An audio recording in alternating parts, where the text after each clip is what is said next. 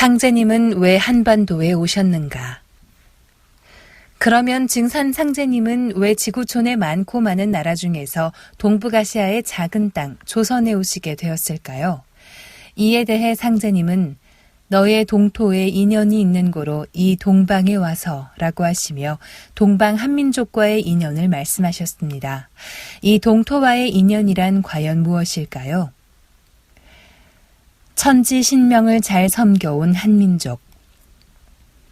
이 세상에 조선과 같이 신명 대접을 잘하는 곳이 없으므로 신명들이 그 은혜를 갚기 위하여 각기 소원을 따라 꺼릴 깃 없이 받들어 대접하리니 도인들은 아무 거리낌 없이 천하사만 생각하게 되리라.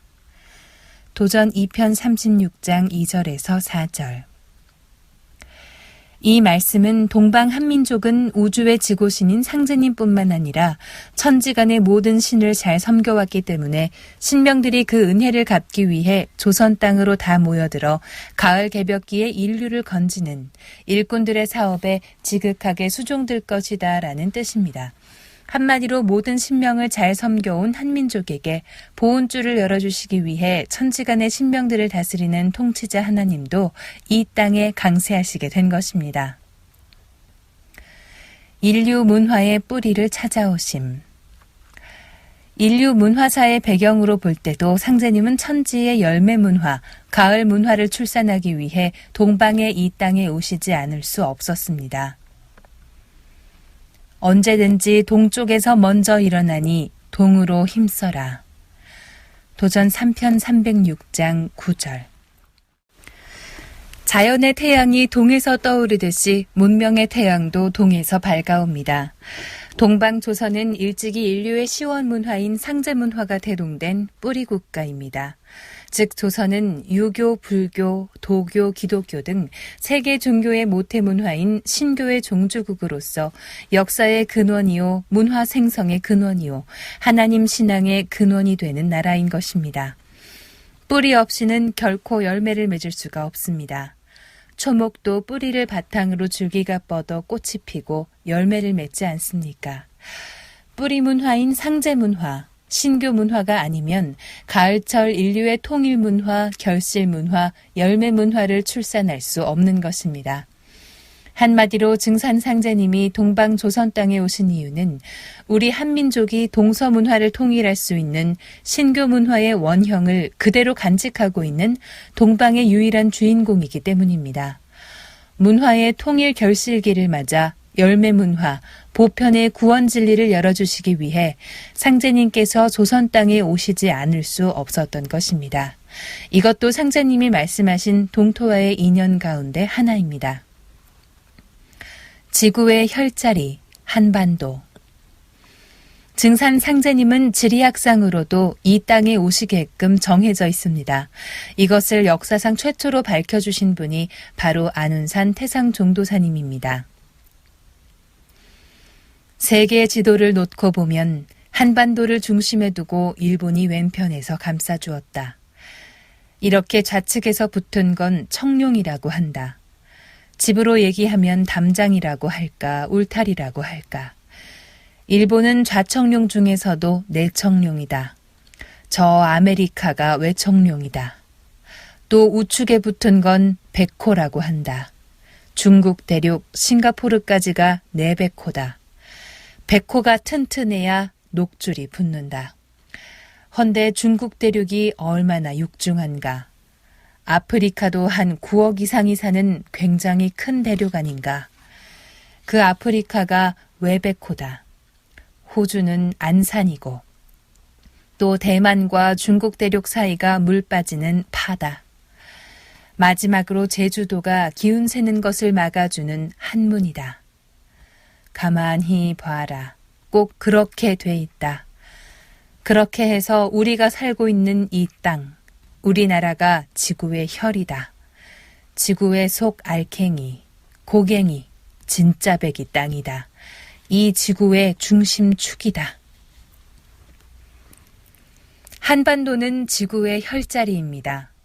지구라는 땅덩어리가 조판될 때부터 대우주의 하나님이 동북방 한반도, 이 땅으로 오시도록 정해져 있는 것입니다. 약소민족을 먼저 구하기 위해 오심. 19세기 후반 서양 제국주의 열강은 동남아시아 중국을 거쳐 침략의 최후 종착지인 한반도 조선으로 몰려들었습니다. 동북아의 작은 땅 조선은 미국, 영국, 독일, 러시아, 프랑스 등 서구 열강과 청나라, 일본 등 10여 개 나라가 들어와 서로 세력을 다투는 각축장이 되어 한민족 역사상 가장 위태로운 지경에 놓여 있었습니다. 내가 너의 동토에 그친 것은 잔피에 빠진 민중을 먼저 건져 만고에 쌓인 원한을 풀어주려 함이라. 도전 3편 184장 11절. 상제님께서는 바로 그 누란의 위기에 처한 한민족을 시발로 하여 지구촌에 억압받는 모든 약소민족을 총체적으로 건져내시기 위해 조선 땅으로 오신 것입니다. 상제님의 강세를 예비한 성자들. 상제님이 지상에 강세하신 배경에는 평생을 순결한 마음과 지극한 정성으로 인류를 구하고자 상제님께 간절히 기도했던 동서양 성자들의 숨은 공덕이 있었습니다. 그 주인공은 바로 신라 시대의 도승인 진표, 가톨릭 신부인 마테오 리치, 그리고 조선 말에 동학을 창도한 최수훈입니다. 상제님의 강세를 언약받은 도승 진표. 한국 불교사에서 미륵신앙을 대중화한 분이 신라 경도광 때의 승려 진표입니다. 그는 12세에 출가하여 숭제법사로부터 기회를 받고 너는 도솔천의 천주이신 미륵불에게 도를 구하라는 가르침에 따라 전국 명산을 찾아다니며 미륵님께 기도하였습니다. 27세 되던 해 진표는 서해 변산 의상봉 근처의 높은 절벽에 있는 아주 작은 동굴에 들어가 3년을 기약하고 수도를 하였습니다. 그러나 수기를 받지 못해 절망에 빠진 그는 천길 벼랑 아래로 몸을 던졌습니다. 그때 어디선가 후련히 청이동자가 나타나 그의 몸을 받쳐 내려주었습니다. 이에 용기를 얻은 진표는 다시 21일을 기약하고 온몸을 돌로 치는 생사를 건 수행, 망신창법 끝에 마침내 도를 이루고 미륵 부처님을 친견하였습니다. 도통을 한 진표는 대개벽의 환란을 내다보고 미륵불께서 동방 땅에 강세하시기를 지극정성으로 기도하였습니다. 이에 미륵불로부터 언약을 받은 그는 다시 미륵불을 친견하고 계시를 받습니다. 이때 미륵불께서는 당신님의 법신을 진표에게 드러내시고 한 발은 변산에 다른 한 발은 금산사터에 디디신 채 나를 이 모양 이대로 조상하라 라고 하셨습니다. 그 크기가 너무도 어마어마해서 도저히 그대로 세울 수 없었던 진표율사는 지금의 미륵불상 크기로 금산사에 미륵금불상을 조성하게 된 것입니다. 상제님이 인간으로 오셔서 너희 동토에 인연이 있는 고로 내가 이 동방에 와서 30년 동안 금산사 미륵전에 머물렀다고 말씀을 하신 까닭이 여기에 있습니다. 진표는 석가 이후 3000년 불교사에서 미륵부처인 상제님에게서 직접 도통을 받은 유일한 인물입니다. 상제님의 강세를 탄원한 마테오 리치 신부. 서양에서도 지극한 정성으로 상제님의 강세를 하소연한 인물이 있었으니 바로 선교를 위해 중국에 온 마테오 리치 신부입니다.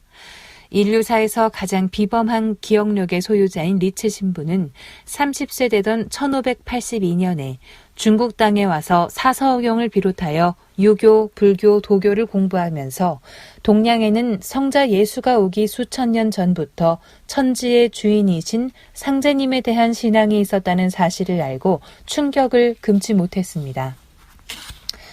나아가 자신이 믿는 천주님이 곧 상제님임을 깨닫고 천주 쉬리를 저술하였습니다. 서양에서 받드는 천주님이 동양에서 모시는 상제님과 동일한 분임을 깨달은 리치 신부는 세계 최초로 동서지구촌의 하나님관을 통일한 것입니다. 증산 상제님은 리치 신부의 공덕을 이렇게 말씀해 주셨습니다.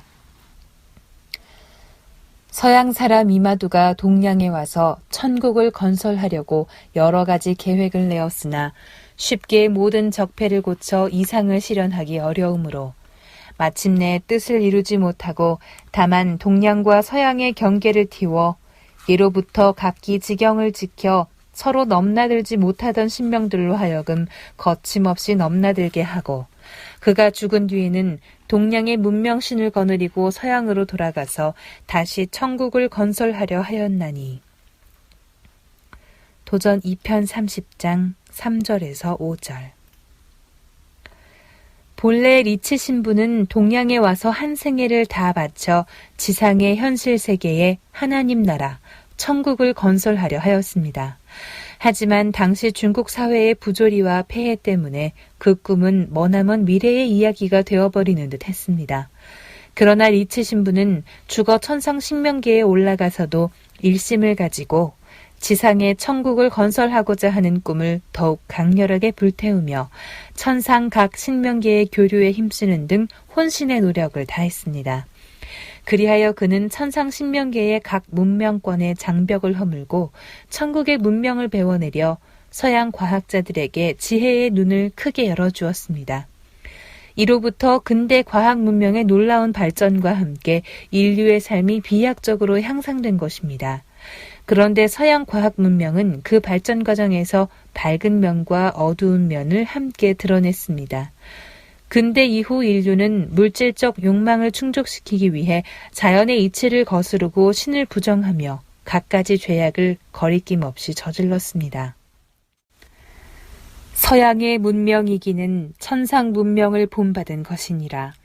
그러나 이 문명은 다만 물질과 사리에만 정통하였을 뿐이요 도리어 인류의 교만과 잔포를 길러내어 천지를 흔들며 자연을 정복하려는 기세로 모든 죄악을 꺼림없이 범행하니 신도의 권위가 떨어지고 삼계가 혼란하여 천도와 인사가 도수를 어기는지라. 도전 2편 30장 8에서 10절.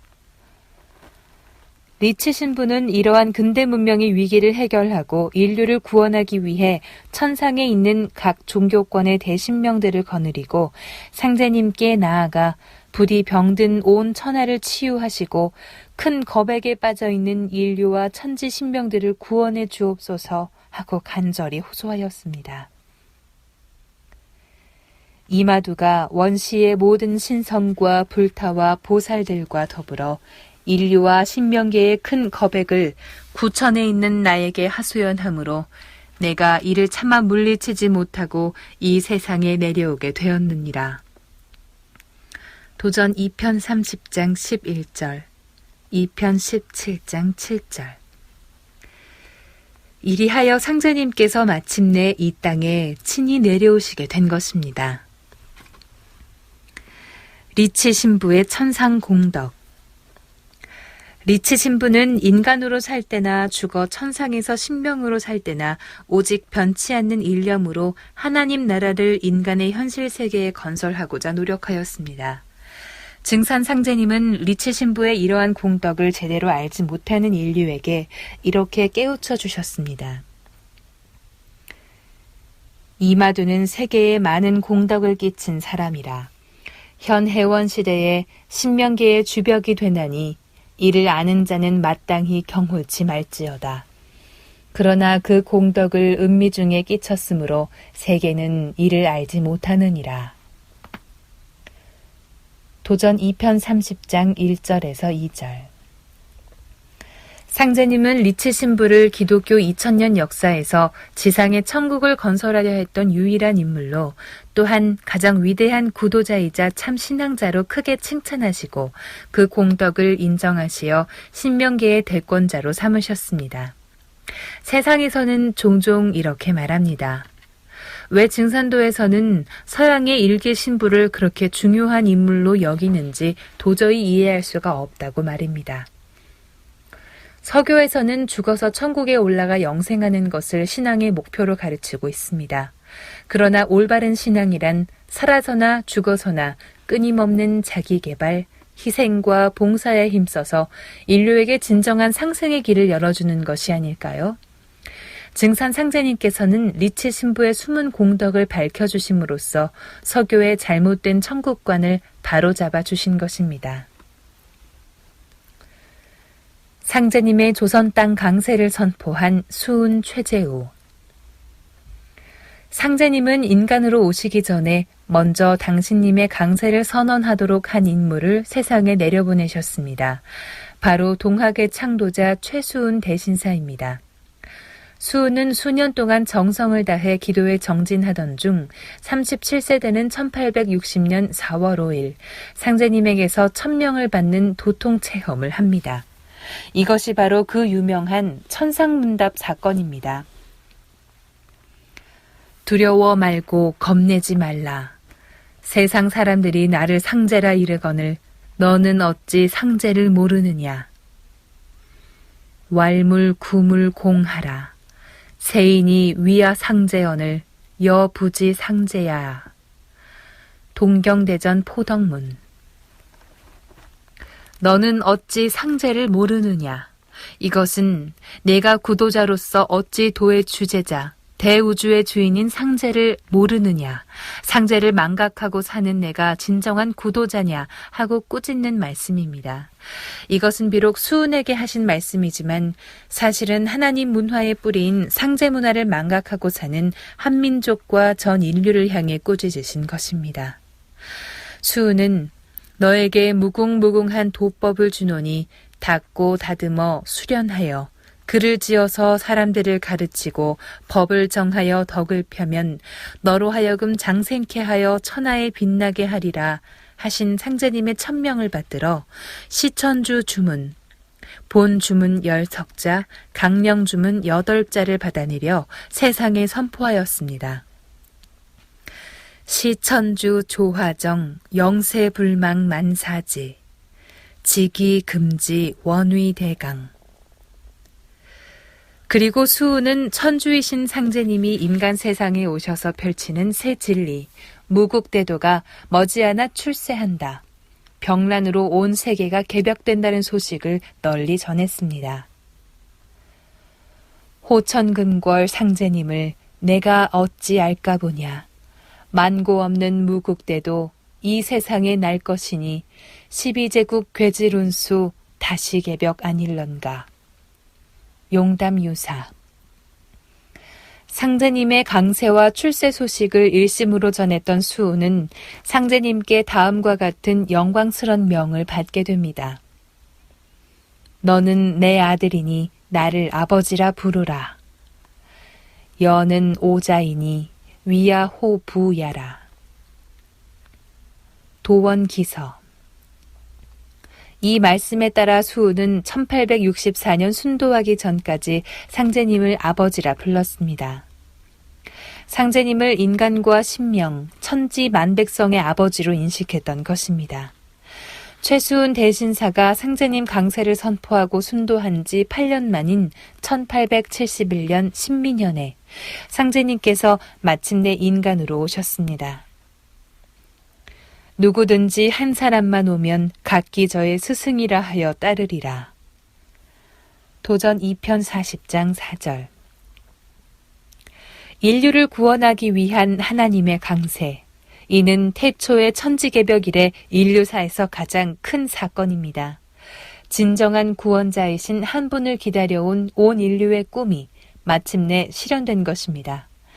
따라서 인간으로 오신 인존 하나님이신 상제님을 우리 인생에 모시는 것, 이것이야말로 가을 개벽을 앞둔 선천말대의 가장 영광된 성공, 천지 성공으로 가는 위대한 첫걸음입니다.